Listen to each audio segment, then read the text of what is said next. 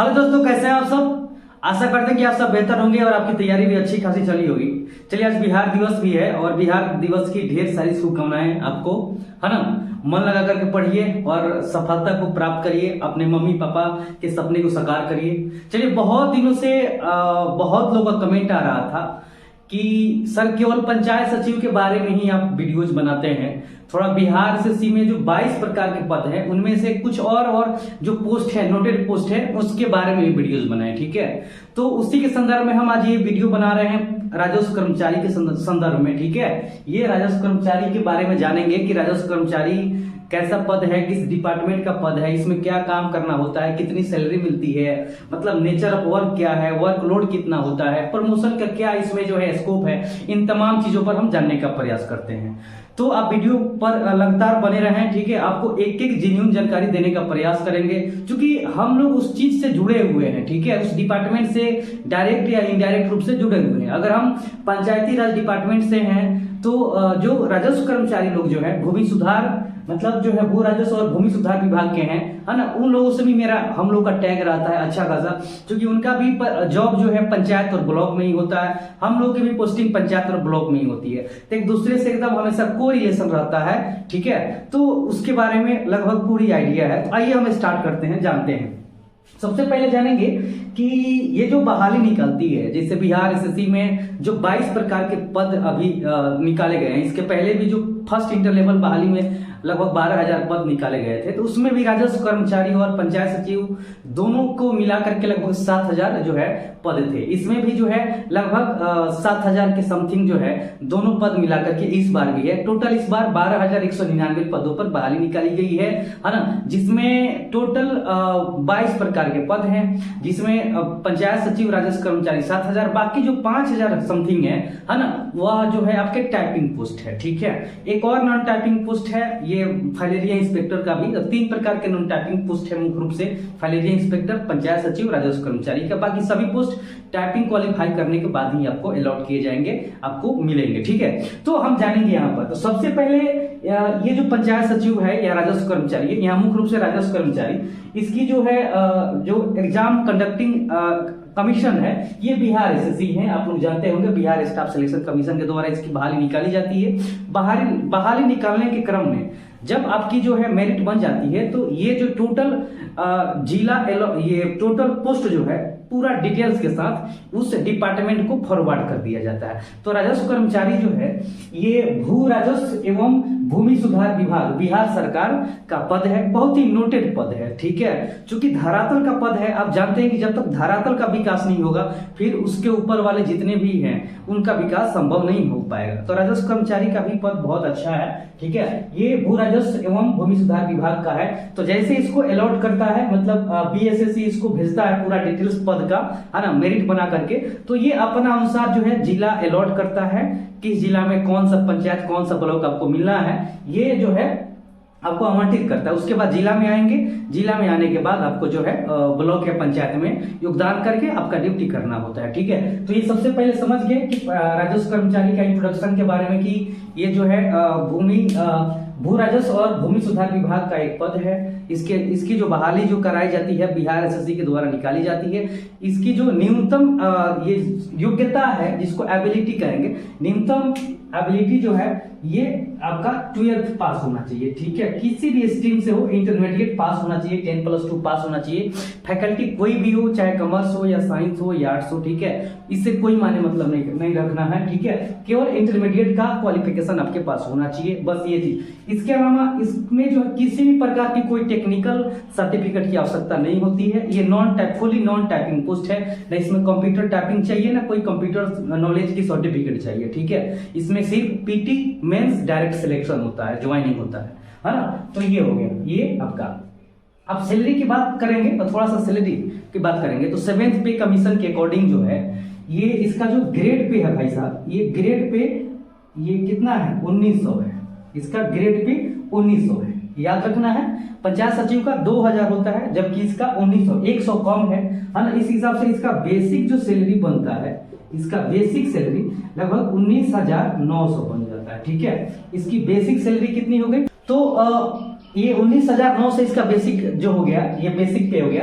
इसी पर विभिन्न तरह के अलाउंस आपको मिलते हैं, ठीक है। जैसे डीए आपका हो गया लगभग 46% मिलता है, अब तो 50% मिलेगा, क्योंकि हाल में 4% डीए इंक्रीज किया गया है, तो इसका लगभग 50% अब डीए मिल जाएगा, ठीक है। उसके बाद एचआरए मिलता है 4%, फिर मेडिकल अलाउंस 1000 मिलता है। टोटल अलाउंस अगर आप जोड़ेंगे तो मोटा मोटी जो है इसका मतलब 25 से लेकर के ये 28 के तक इसकी सैलरी बन जाएगी, याद रखेंगे। मतलब 25 से 28,000 तक इसकी सैलरी बनती है। ये मतलब इसका ये एक्चुअल में इसका पेमेंट इतना होता है, ध्यान रखना है। एनपीएस के थ्रू इसमें भी राशि कटती है, मतलब न्यू पेंशन सिस्टम के अकॉर्डिंग। तो याद रखना है, ग्रेड पे आपको ये लिखना है 1900 है, इसका बेसिक पे 19,900 बनता है। टोटल अलाउंस जब जोड़िएगा तो आपका मोटा मोटी 25,000 से 28,000 के बीच में इसकी सैलरी बनती है। उसके अलावा ध्यान दीजिएगा, है ना, ये जो है लेवल 2 का जॉब है, याद रखेंगे लेवल 2 है। अब कैडर की बात करेंगे तो ये ग्रुप सी का पोस्ट है, याद रखेंगे ग्रुप सी का पोस्ट है। ग्रुप सी पोस्ट कहने का मतलब है कि कलरकियल टाइप का काम होता है, इसमें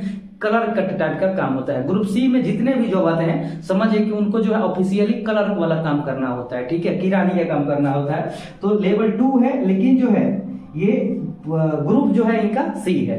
तो उम्मीद करते हैं कि ये चीज आप समझ गए हैं सैलरी के संदर्भ में। अब आएंगे वर्क क्या है और इसका नेचर क्या होता है। तो ध्यान दीजिएगा, जैसे कि इसका नाम है राजस्व कर्मचारी, विभाग का नाम है भू राजस्व और भूमि सुधार विभाग बिहार सरकार। तो डायरेक्टली इसका रिलेशन भूमि मतलब ये भूमि वाले कार्यों से हो जाता है। मतलब जो भी सरकारी जमीन हो या जो पर्सनल जमीन हो लोगों की, उसकी पूरी लेखा जोखा इनके पास रखनी होती है। समय समय पर जो चाहे अंचल हो या जिला हो, ठीक है, जब भी रिपोर्ट मांगता है तो इनको रिपोर्ट बना करके सौंपना होता है। उसके अलावा जो लोग जमीन खरीदते हैं या बिक्री करते हैं, है ना, उसका पूरा डिटेल्स इनको पंजी में साधारण करना होता है, उसका रसीद काटना होता है, फिर म्यूटेशन कराना होता है। और सरकारी जमीन जो भी होते हैं गवर्नमेंट लैंड, ठीक है, उसका A to Z डिटेल्स इनके पास होना चाहिए। समय समय पर जो है जब सरकारी कार्य पर कोई काम होता है, सरकारी काम, तो उसका एनओसी प्रदान कराना, उसका रिपोर्ट करना इत्यादि इन लोगों का काम होता है। बहुत सारा काम होता है। तो मुख्य रूप से जमीन से संबंधित इनका काम होता है। इट्स नेचर में ठीक ही है, लेकिन थोड़ा सा इसमें ये बात है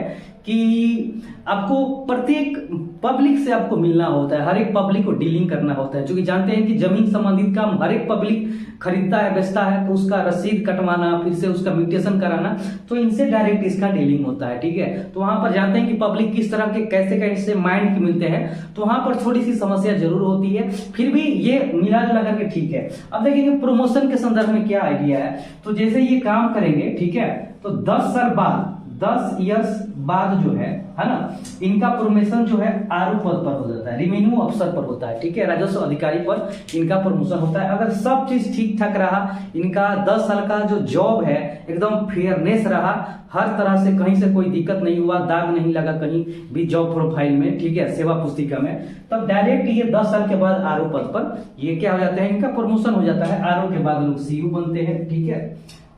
उसके बाद भी है, लेकिन मुख्य रूप से प्रमोशन के जरिए आरओ सीओ बनते हैं, इनका टाइम जो खत्म हो जाता है, ठीक है। तो कह सकते हैं कि इसमें प्रमोशन का भी अच्छा खासा हिसाब किताब है, यहाँ पर प्रमोशन का भी स्कोप बढ़िया से है, ठीक है। तो ये प्रमोशन हो गया। अब देखिए बहुत सारे लोग पूछते हैं कि सर इसमें टाइम है कि नहीं स्टडी के लिए। तो देखिए अगर थोड़ा सा ये हम क्या बोलते हैं उसको, अंतरात्मक अगर अंतर करके मतलब तुलनात्मक अध्ययन करें हम पंचायत सचिव और राजस्व कर्मचारी के बीच में, तो देखिए राजस्व कर्मचारी और पंचायत सचिव, तो पंचायत सचिव जो है उसको एक ऑफिस प्रोवाइड किया जाता है, उस ऑफिस का जो इंचार्ज होता है और उसके संदर्भ में उसके साथ काम करने वाले बहुत सारे स्टाफ होते हैं, जिसमें लेखापाल होता है, जिसको अकाउंटेंट कम IT असिस्टेंट कहा जाता है, फिर से डाटा एंट्री ऑपरेटर भी होता है। उसके अलावा विकास मित्र होते हैं, किसान सलाहकार होते हैं, आवास सहायक होता है, बहुत सारे लोग आपके साथ मिलकर के काम करते हैं, ठीक है ना। तो ये आपको एक स्पेशल सुविधा उपलब्ध है, स्पेशल आपको एक पावर उपलब्ध है पूरे पंचायत में, जबकि इनको ऐसा कोई स्पेशल ये नहीं मिल पाता है, क्या बोलते हैं, ऑफिस नहीं मिल पाता है। इनको जो ऐसे ही काम करना होता है, ये अंचल में काम करेंगे या पंचायत भवन में ही इनको रूम शिफ्ट करा दिया जाता है, वहीं पर काम करते हैं, ठीक है। तो मेरा मतलब है कि इनमें भी टाइम जो है पंचायत सचिव की तुलना में कम मिलता है, लेकिन फिर भी टाइम इसमें भी मिलता है। आगे की पढ़ाई के लिए अच्छी खासी टाइम मिल जाएगा। मतलब पंचायत सचिव, राजस्व कर्मचारी दोनों में जो है अच्छी खासी टाइम मिलती है नेक्स्ट पढ़ाई के लिए। तो ये भी एक अच्छा पोस्ट है, ठीक है। आप मेहनत करिए, मन से मेहनत करिए, क्योंकि नॉन टाइपिंग पोस्ट है ये सब, है ना। तो अगर आपका स्कोरिंग बेहतर होगा तभी जाकर के पंचायत सचिव हो या राजस्व कर्मचारी हो या फाइनेंशियल इंस्पेक्टर की पद हो, ये तभी मिल पाएंगे, ठीक है।